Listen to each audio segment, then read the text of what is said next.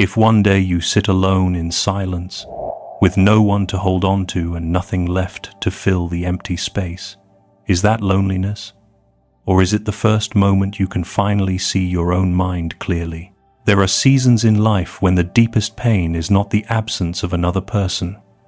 The real pain is the quiet emptiness that appears when everything around you becomes still. A familiar room can suddenly feel too large. A normal evening can feel strangely heavy. Work may continue, conversations may happen, smiles may still appear on your face, yet somewhere inside, a space opens that you cannot easily explain. Something in you begins to ask, what am I really looking for? The things that once kept you busy no longer feel enough. The people you used to depend on cannot always reach the place in you that feels tired. More activity does not always bring more meaning. More messages do not always bring more connection. More distractions do not always bring more peace. From the view of Buddhist wisdom, this emptiness is not necessarily a failure in your life. It can be an invitation, a quiet invitation to pause, a gentle call to look inward. A moment when life asks you to notice the wounds you have ignored, the needs you have never named, and the attachments that have silently guided your choices for years. Many people fear living alone because they believe it means being abandoned. Yet sometimes the period when no one stands beside you becomes the first chance to meet the person you have been avoiding, yourself. This audiobook is not here to tell you to become hard, cold, or perfectly independent. That kind of strength often becomes another mask. Instead, this is a path of understanding, healing, and inner freedom. It is about learning to sit with your feelings without rushing to escape them. It is about listening to silence without treating it as an enemy. Gradually, you may discover that what you were searching for was not always outside of you.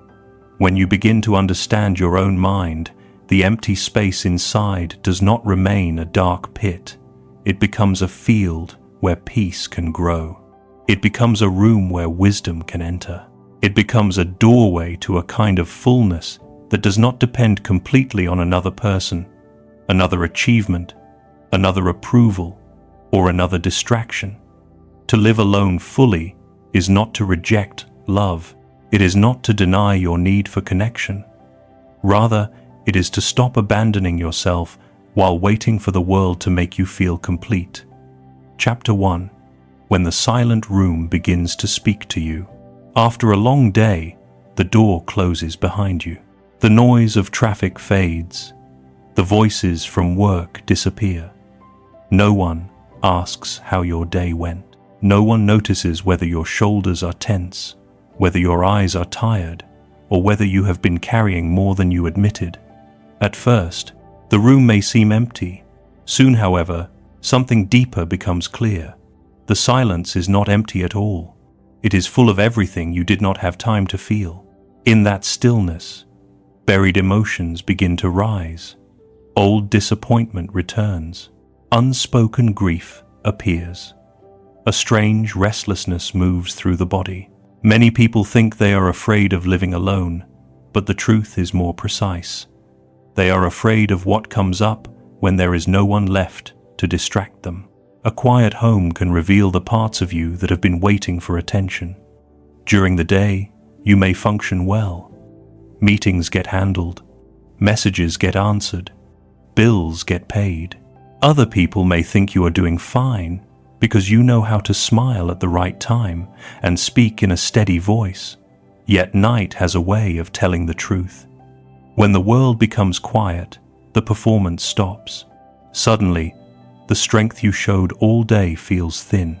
Something inside whispers, "I am tired." That whisper is not weakness, it is honesty. Buddhist practice teaches that silence is not an enemy. In mindfulness, silence becomes a mirror. When there is less noise outside, the movements of the mind become easier to see. You begin to notice what you crave, what you fear, what you miss, and what you keep trying to control. Desire becomes visible. Attachment becomes visible. Pain becomes visible. None of this means you are broken. It means awareness has finally arrived. Imagine someone who has just moved to a new city. During the day, they seem capable. They show up on time, learn new streets, answer co-workers with confidence, and tell family back home that everything is okay. After sunset, they sit on the edge of a small bed in a room that still does not feel like home. For the first time all day, there is no audience. The body relaxes, and the heart admits the truth. I have been pretending to be stronger than I feel. That moment can be frightening, but it can also be sacred. Nothing needs to be fixed immediately. No dramatic solution is required. Before healing begins, the pain needs a name. Before peace grows, truth must be allowed into the room. Living alone does not begin with power. It begins with honesty. Real strength is not the ability to avoid your inner life. It is the willingness to stay present when your inner life finally speaks. Chapter 2. Loneliness is not proof that you are unloved. Loneliness can feel like evidence. When no one calls, the mind says, "You do not matter." When the phone stays dark, a quiet fear says, "No one is thinking about you." When another evening passes without a message, the heart may start building a painful story. Maybe I am easy to forget. That story can become heavier than loneliness itself. Being alone is one experience, but believing that solitude proves your lack of worth is another. The first is a feeling. The second is a wound speaking through your thoughts. A person can be deeply loved and still feel lonely. A person can be valuable and still spend a night without anyone checking in. A person can be worthy of tenderness and still pass through seasons where connection feels far away. Loneliness is a state of the heart, not a final judgment on your life. Buddhist wisdom offers a simple but powerful teaching. Everything changes. Feelings arise, stay for a while, and pass away. Joy changes, sadness changes, fear changes. Loneliness also changes. When you forget this, a lonely night can feel like a permanent truth. When you remember it, loneliness becomes more like a cloud moving across the sky of the mind. The sky does not become the cloud. In the same way, you do not become every feeling that passes through you. Consider a person sitting alone in the evening, checking their phone again and again. Each time the screen stays blank, their stomach tightens. The problem is not only the missing message. A deeper problem has formed. Their worth has been placed in someone else's attention. One notification begins to feel like proof of love. One silence begins to feel like rejection. This is how attachment quietly takes control. Not because wanting connection is wrong, but because the heart begins to depend on outer signs for inner permission to feel valuable. There is nothing shameful about wanting to be remembered. Human beings need warmth, friendship, and love. Still, your deepest dignity cannot live at the mercy of another person's availability. A delayed reply cannot define your value. A quiet phone cannot erase your humanity. Someone else's distraction cannot decide whether you are worth loving. During lonely moments, try not to attack yourself with conclusions. Say instead, "Loneliness is here." That sentence creates space. It does not say, "I am unwanted." It does not say, "This will last forever." Gently naming the feeling allows you to witness it without becoming trapped inside it. The Buddhist path is not about pretending pain does not exist. It is about seeing pain clearly enough that it no longer becomes your identity. You may feel lonely tonight, but that does not mean you are unloved. You may miss someone, but that does not mean you are incomplete. The heart can ache and still be worthy. The room can be quiet and still hold your life with tenderness. Chapter 3.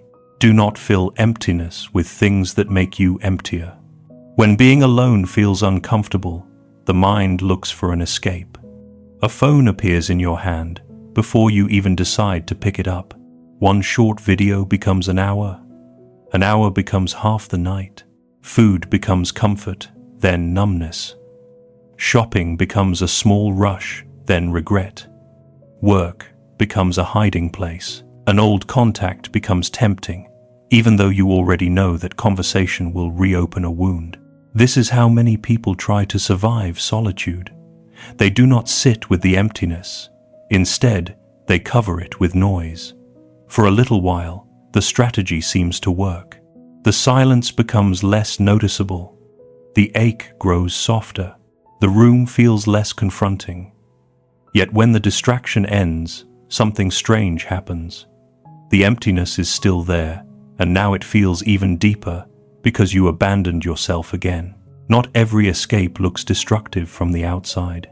Some forms of avoidance look productive. A person can stay busy, answer emails late into the night, clean obsessively, exercise without rest, or constantly help other people in order to avoid feeling their own life. Another person may keep conversations going with someone who treats them carelessly because any attention feels better than no attention. Buddhist wisdom reminds us that attachment is not only attachment to people. Noise can become an attachment. Busyness can become an attachment.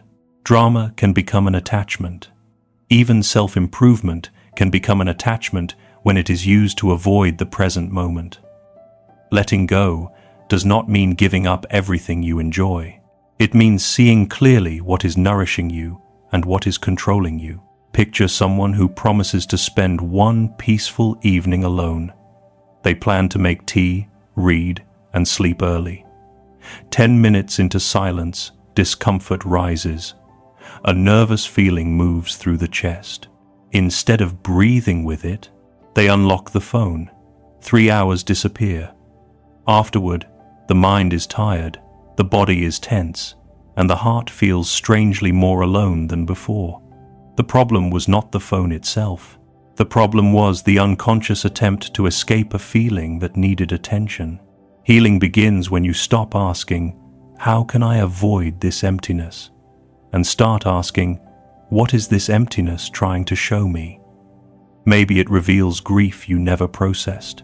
Maybe it shows how much you have depended on approval. Perhaps it points to a life that looks full on the outside, but feels neglected within. Such discoveries may hurt at first, but they are not punishments. They are openings. The next time you reach for a distraction, pause for one breath. Not 10 minutes, not an hour, just one honest breath. Ask yourself, am I choosing this from peace, or am I running from pain? That small question can return power to your hands. Not everything that helps you forget loneliness helps you heal.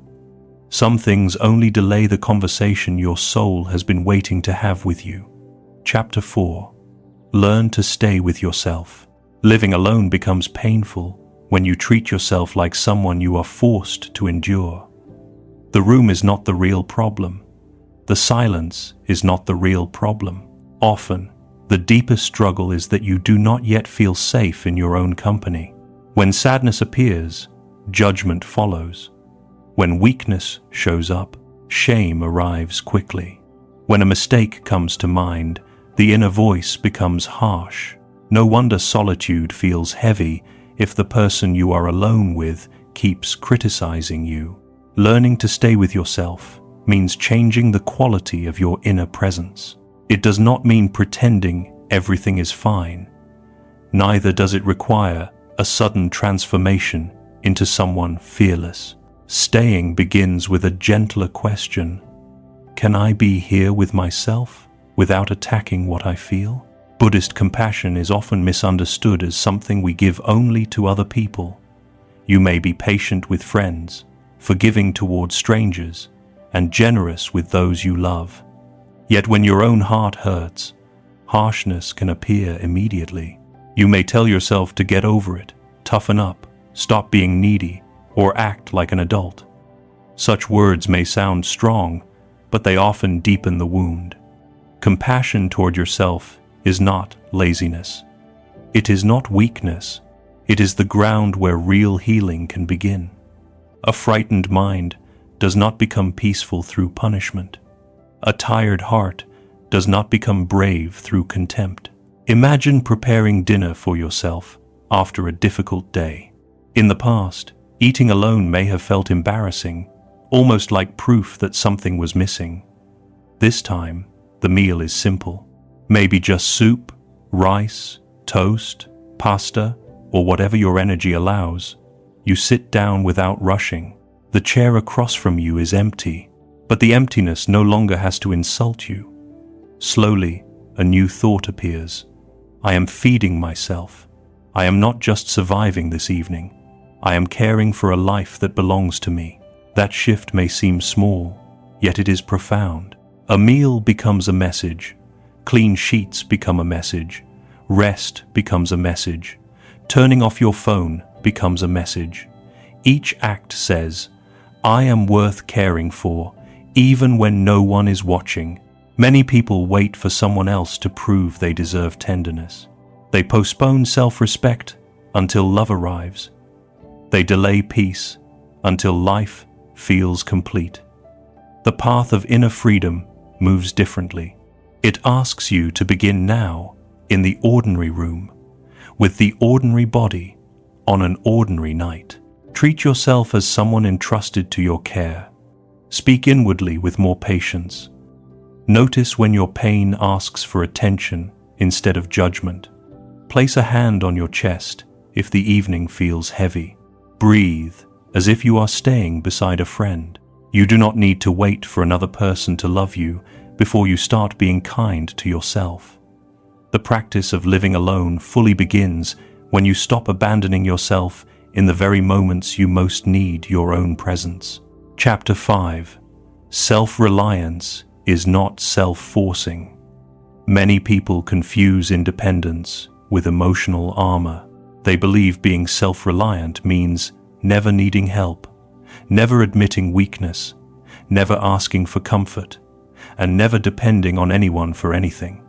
That version of independence may look strong from a distance, but inside it often feels cold and exhausting. A person can live alone and still be connected. Another can be surrounded by people and still be deeply isolated. True self-reliance is not the rejection of others. It is the ability to take responsibility for your life without losing your softness. Living alone teaches practical responsibility quickly. Rent must be paid. Groceries must be bought. Meals must be prepared. Appointments must be scheduled.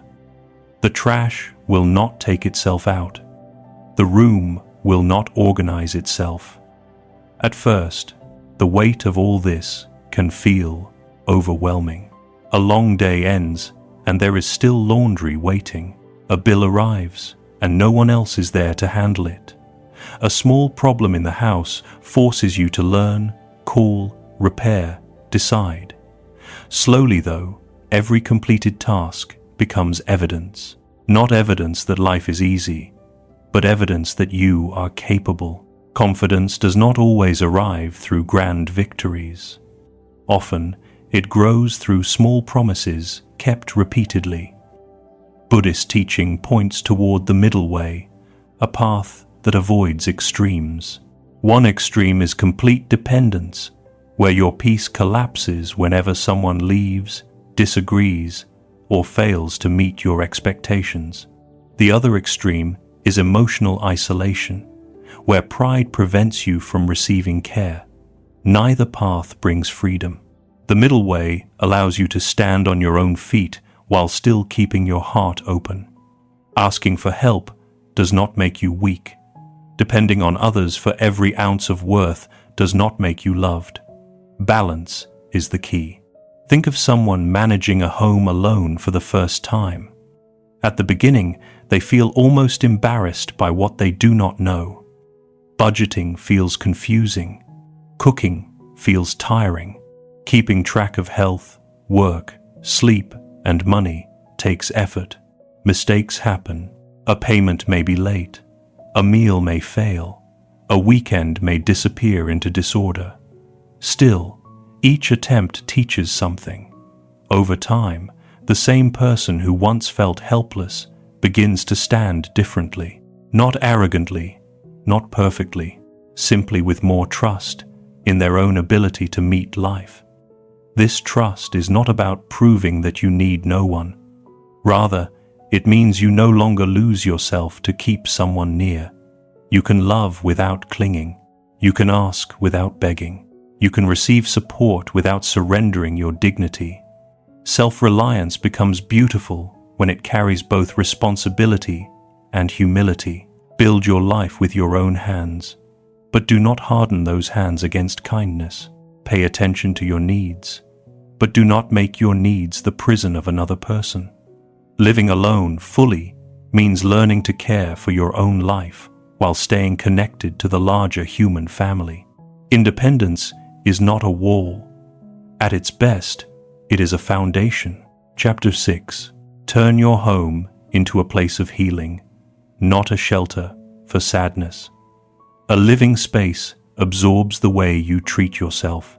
When a room stays dark, cluttered, stale, and neglected for too long, the mind often begins to feel the same way. Clothes on the floor, dishes in the sink, old papers on the table, and unopened curtains may seem like small things, yet they can quietly reinforce the feeling that your life is slipping away from your care.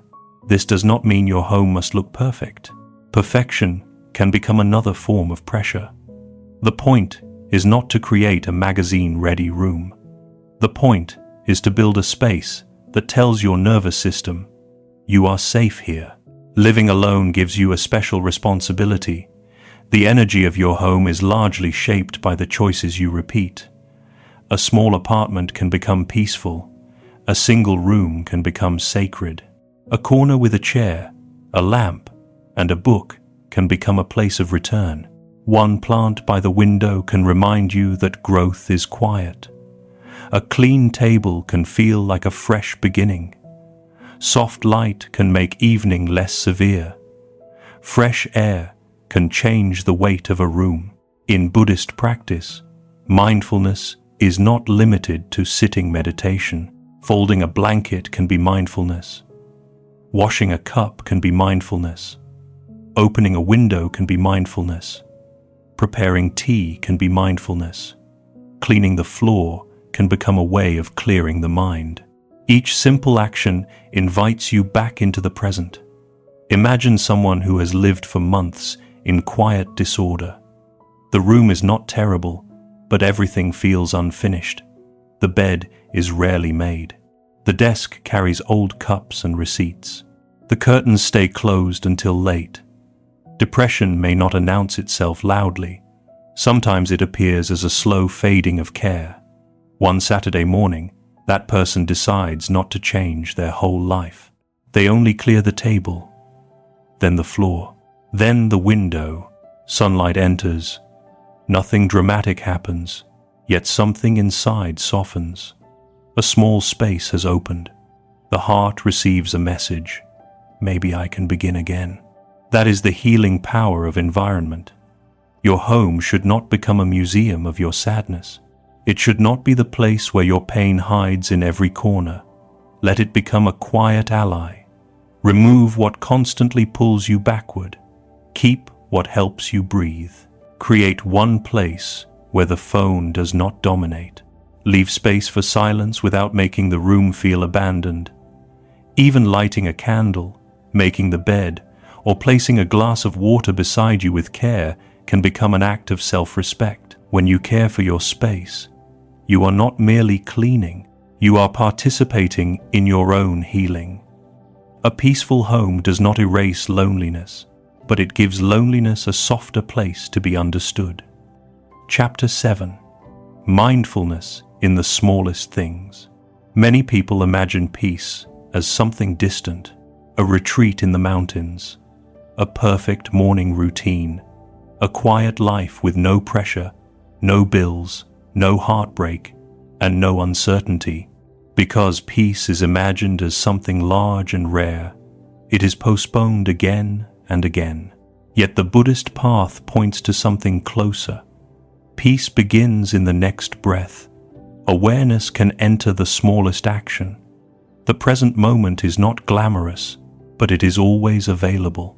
Living alone gives you countless chances to practice this. No audience is required.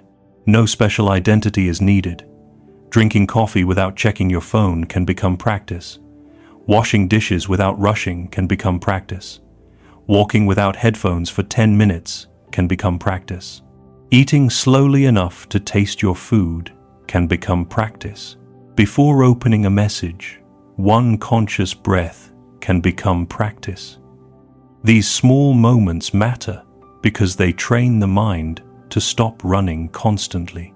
A restless mind moves from memory to worry, from comparison to regret, from desire to fear.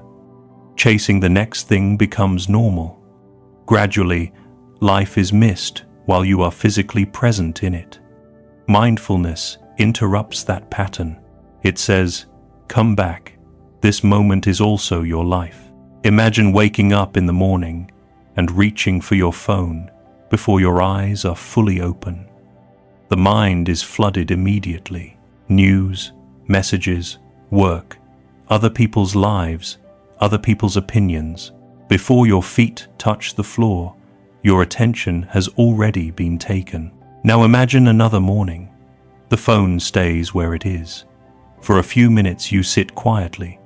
Breath enters, breath leaves. A sound comes from outside the window. Light touches the wall. Nothing extraordinary happens, yet the day begins differently. Instead of being pulled outward instantly, you return inward first. Such a choice may look small, but it changes the direction of the mind. Buddhist wisdom does not ask you to escape ordinary life. It asks you to wake up inside ordinary life. The sink, the cup, the floor, the toothbrush, the meal, the walk to the store, each can become a doorway. When you live alone, nobody may notice these quiet acts. That is part of their beauty. They are not performances. They are private agreements with your own soul. You are learning to be where you are. This practice also reduces the fear of silence. As presence deepens, silence stops feeling like abandonment. It becomes a space where life can be felt directly. Your breathing becomes enough for one moment. The warmth of a cup becomes enough for one moment. A clean dish, a made bed, a slow walk, a deep exhale. These are not small when they return you to yourself. No perfect life is required before peace begins.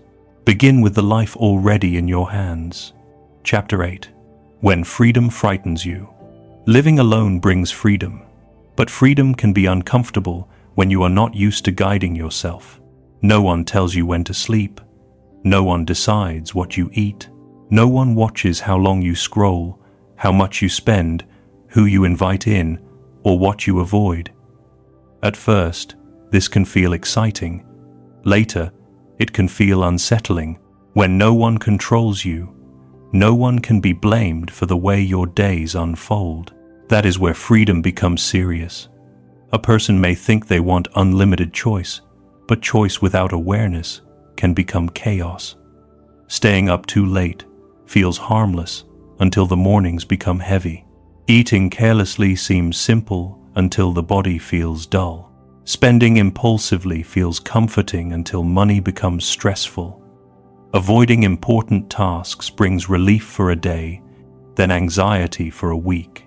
Freedom reveals your relationship with yourself. It shows whether you can lead your own life when nobody is forcing you. Buddhist wisdom teaches that true freedom is not doing whatever the impulse wants. That kind of freedom often becomes another form of slavery. Desire pulls you here. Fear pushes you there. Habit decides before awareness arrives. The deeper freedom is not being dragged around by every craving, mood, or need for approval. It is the ability to pause, see clearly, and choose from wisdom rather than compulsion. Think of someone living alone for the first time. The first weeks feel open and exciting. Dinner can happen whenever. Bedtime can move later.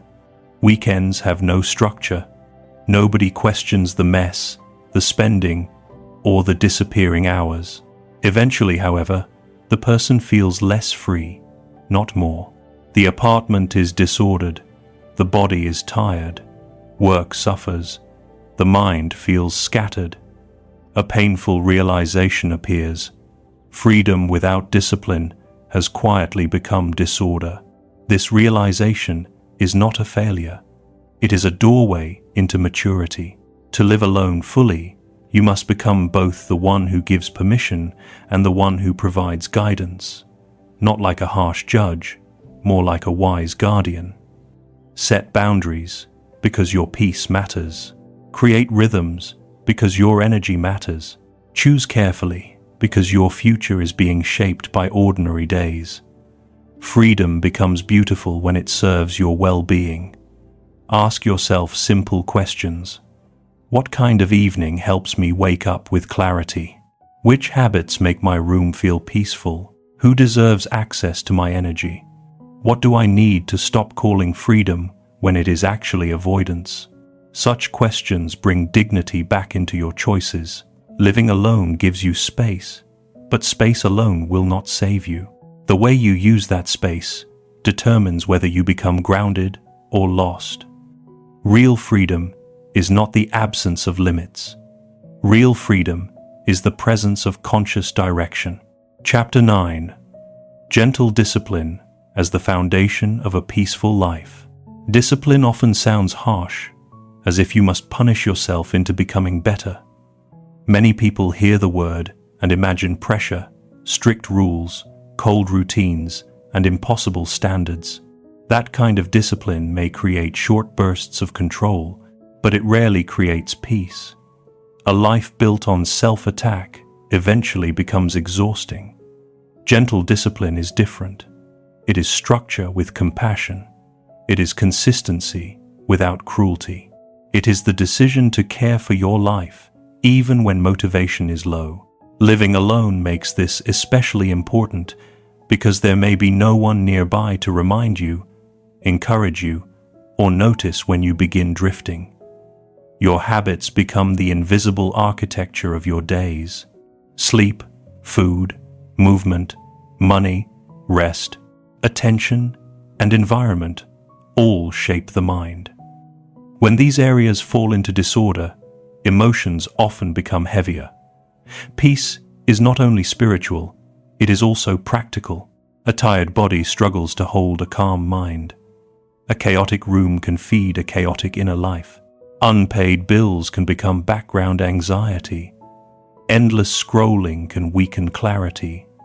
Gentle discipline does not demand that you fix everything at once. It asks you to begin with one promise, small enough to keep. Buddhist wisdom again returns us to the middle way. Too much indulgence leads to dullness and confusion. Too much severity leads to tension and self-hatred. The sustainable path is steady, aware, and kind. Imagine someone whose weekends usually disappear. Friday night begins with exhaustion.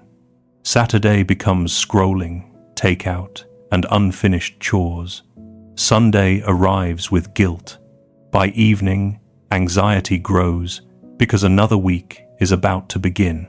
One day, instead of planning a total life transformation, this person chooses 3 simple acts. Make the bed, walk for 20 minutes, prepare one decent meal. Nothing heroic happens. Still, the nervous system receives order. The mind feels slightly clearer. A small sense of trust returns. Next weekend, the same acts become easier. Eventually, the person begins to feel less like a victim of time and more like a caretaker of their own life. That is gentle discipline, not a dramatic performance, but a quiet restoration of self-respect. Keep your promises small at first. Sleep a little earlier. Wash the dishes before bed. Save a small amount of money. Stretch for 5 minutes. Sit in silence before checking the phone. Say no to one thing that drains you. Such acts may seem ordinary, but they build inner authority. Every kept promise tells the mind, I can trust myself. When you trust yourself, being alone becomes less frightening.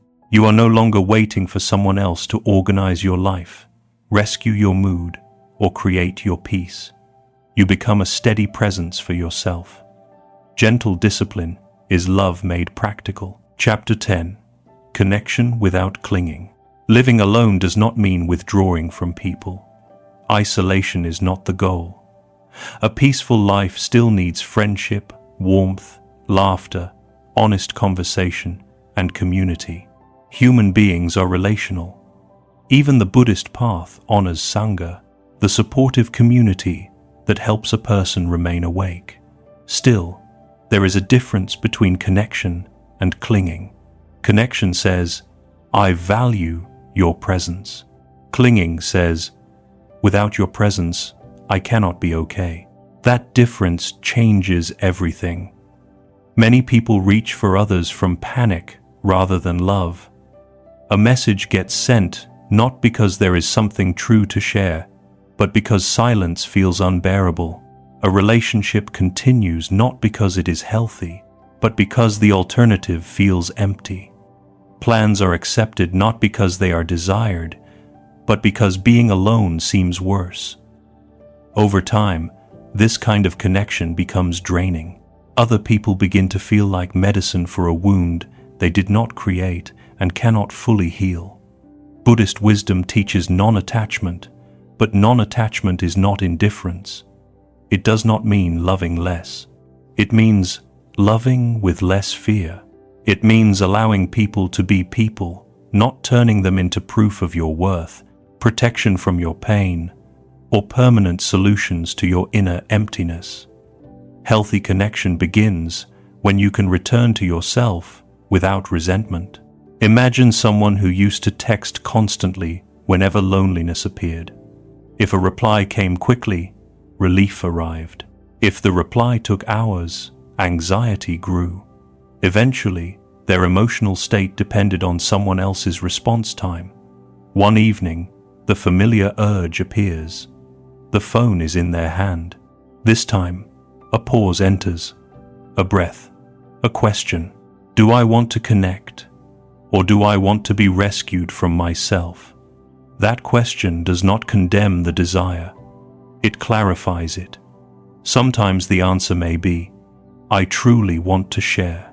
Then reaching out is beautiful. Other times, the honest answer may be, I am afraid to feel this alone.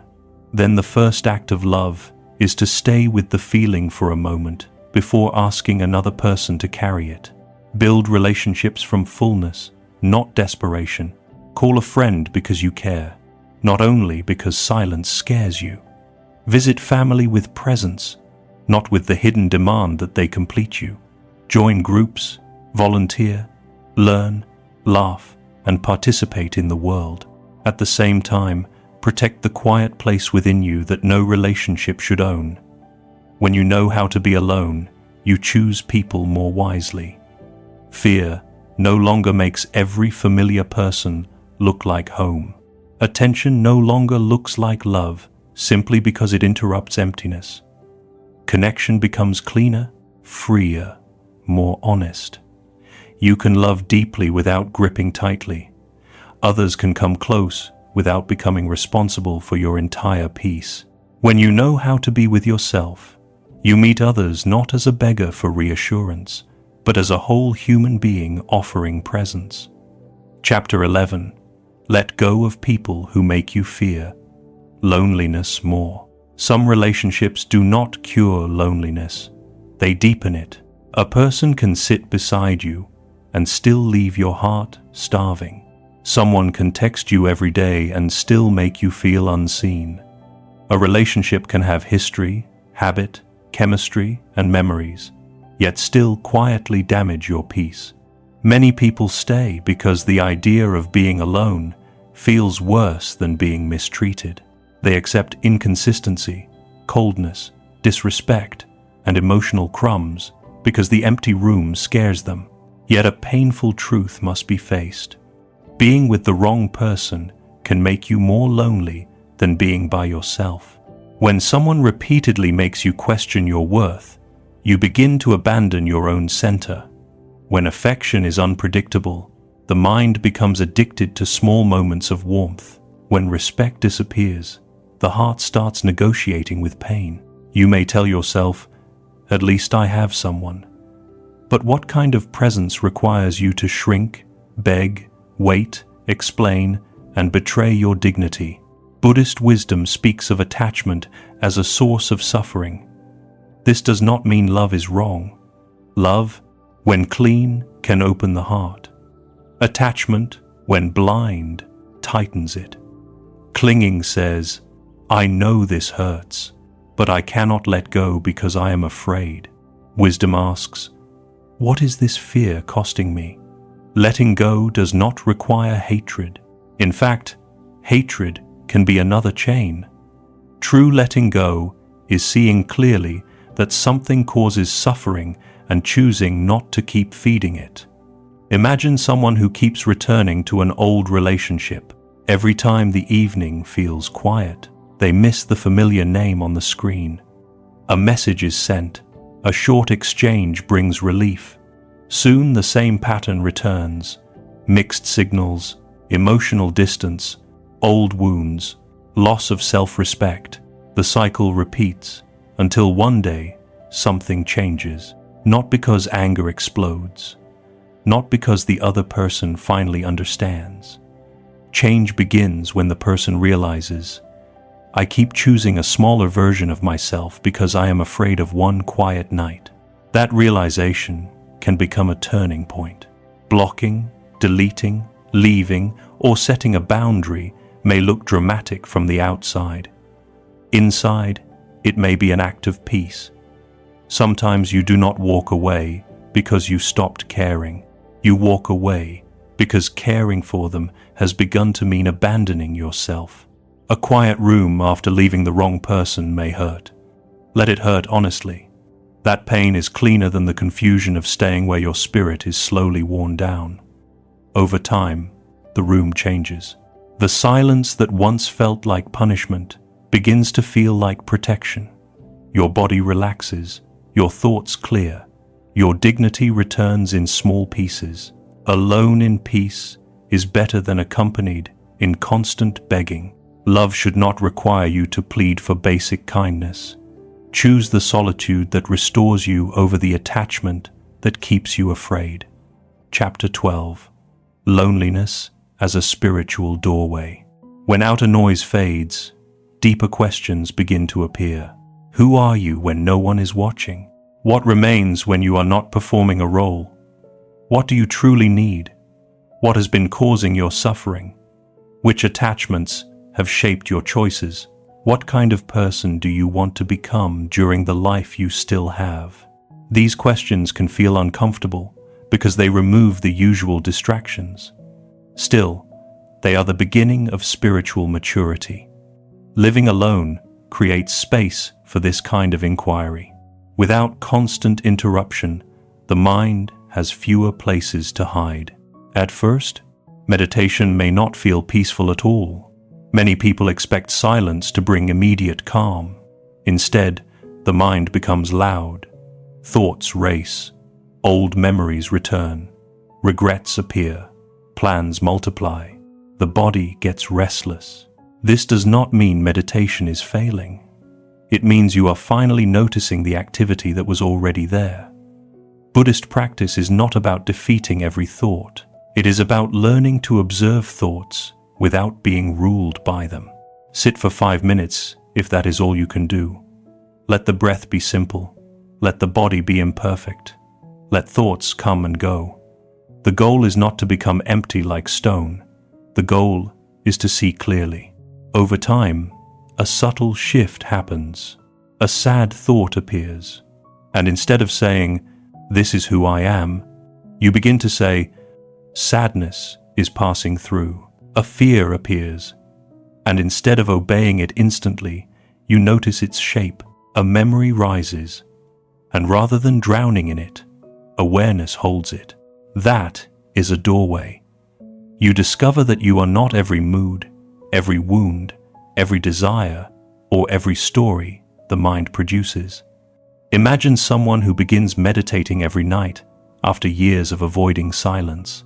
The first evenings feel messy. They want to quit. Sitting still seems pointless. Yet they continue for a few minutes at a time. One night, a painful memory comes up, and instead of reaching for the phone, they breathe through it. Tears may come. The heart may ache. Nothing is solved in the usual sense, but something sacred happens. They remain present. For the first time, they do not run away from themselves. Spiritual growth often looks like that. Quiet, unseen, deeply personal. Living alone can become a small monastery if you let it. Not because you must become separate from the world, but because your own room can become a place of awakening. A chair can become a meditation seat. A journal can become a mirror. A difficult evening can become a teaching. Loneliness, seen clearly, can point beyond itself. It can show you where you cling, where you fear, where you hunger, and where you are ready to become free. When you dare to sit with yourself, you begin to understand that you are not every sorrow that visits your mind. Chapter 13. Find joy in things no one sees. A meaningful life does not always announce itself loudly. Some of the most healing moments are private. No one claps when you water a plant. No one praises you for reading a few pages instead of scrolling. No one sees the quiet dinner you prepared with care. No one rewards you for taking a walk alone, cleaning a drawer, writing one honest sentence in a journal, or listening to rain without needing to post it. Yet these moments matter. They teach the heart that joy does not have to be witnessed in order to be real. Many people lose the ability to enjoy anything unless it is shared, photographed, praised, or validated. A weekend feels successful only if others know about it. A meal feels special only if someone comments. A peaceful moment gets interrupted by the urge to turn it into content. Slowly, the inner life becomes dependent on outer recognition. Living alone offers a chance to heal this dependency. It asks you to experience beauty without performing it. Buddhist wisdom speaks of simple joy, the kind that arises when the mind is present and not constantly comparing. This joy is quiet, but it is strong. It appears when you stop demanding that life be impressive before you allow it to be meaningful. A cup of tea can be enough for one moment. A clean window can be enough. A song in the kitchen can be enough. A book on a slow afternoon can be enough. Enoughness is not a small thing. It is the beginning of freedom from endless hunger. Picture someone who once believed weekends were sad unless they had plans. Friday arrived, and if no invitation came, shame followed. They imagined everyone else living brighter lives. One Saturday, tired of waiting, they took themselves out. A small cafe, a book, warm coffee, no dramatic adventure, no perfect conversation, just a quiet hour that belonged fully to them. At first, self-consciousness appeared. Then it faded. By the end, a new feeling entered. I am not pathetic for being here alone. I am present. That realization can change the way a person lives. Start collecting small joys that do not need approval. Cook something simple and eat it slowly. Put fresh sheets on the bed. Learn a song. Take a long walk. Watch the sky change. Care for a plant. Write down one thing you noticed today. These acts may seem ordinary, but they rebuild intimacy with life.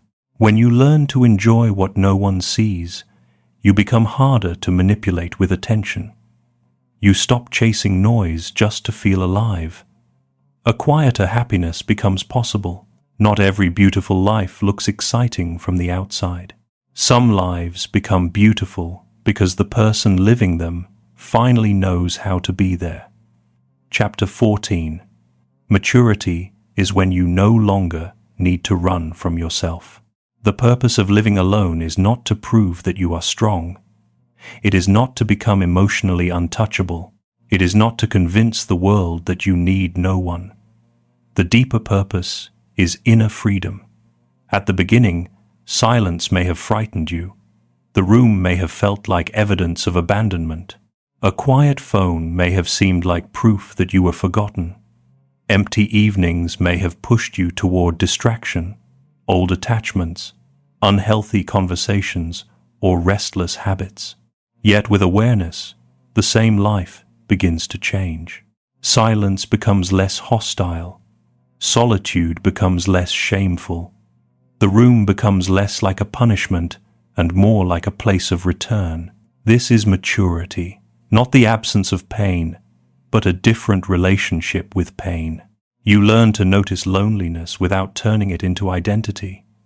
You learn to care for yourself without waiting for permission. You learn to create order without becoming cruel. You learn to connect without clinging, love without begging, and let go without hatred. The old question was, who will come and make this emptiness disappear? A wiser question begins to appear. How can I meet this moment without abandoning myself? Buddhist wisdom teaches that peace does not mean life stops changing. People will still come and go. Plans will still fail. Moods will still shift. Loss will still visit. The difference is that your mind does not have to be pulled so violently by every wave. Peace is not having no problems. Peace is the growing ability to remain centered while problems move through your life. Imagine one more evening in the same room. Nothing on the outside looks dramatically different. The walls are the same. The chair is the same. The phone is still quiet. This time, however, you do not collapse into the old story. You make tea. Breath slows. Light rests softly in the room. A small ache may still be there, but it no longer owns the whole night. You understand something that cannot be forced. I have learned how to stay. That sentence carries freedom. When you no longer fear being alone, you do not become cold. You become more honest. Relationships become choices rather than hiding places. Work becomes service rather than escape. Rest becomes allowed. Joy becomes simpler. Boundaries become clearer. The love you offer others becomes cleaner because it is no longer mixed with panic. Living alone fully does not mean your life is finished, fixed, or complete in a perfect way. It means you have discovered a home inside yourself. From that inner home, you can meet the world with less fear and more wisdom. Conclusion. While writing about living alone, I came to understand that the deepest ache is not always caused by the absence of people. More often, it comes from the feeling of having been forgotten, unseen, or left outside the circle of belonging. For a long time, I believed that solitude was something to overcome quickly. I thought an empty space needed to be filled with work, conversations, new relationships, plans, noise, and movement. Yet the more I looked closely at this subject, the more I realized that some empty spaces do not appear to punish us. They appear to show us where we have stopped caring for ourselves. This teaching has changed the way I see loneliness. Maybe you do not always need someone to arrive immediately. Maybe the first healing is learning not to leave yourself. Living alone can look like loneliness from the outside, but from within, it can become a quiet room of practice. In that room, you learn to eat with awareness, clean your space as if you are cleaning your mind, release the person who keeps wounding your peace, call a friend from love rather than fear, and sit with emotions you once tried to escape. What I hope you carry with you is not the pressure to be strong all the time. That pressure is too heavy. and it is not real peace. Carry something gentler and deeper. You can live alone without becoming lonely inside. You can be peaceful and still love others. You can be self-reliant and still remain open. You can begin again, not when someone finally comes to save you, but at the very moment you decide to return to your own heart with patience, honesty, and compassion.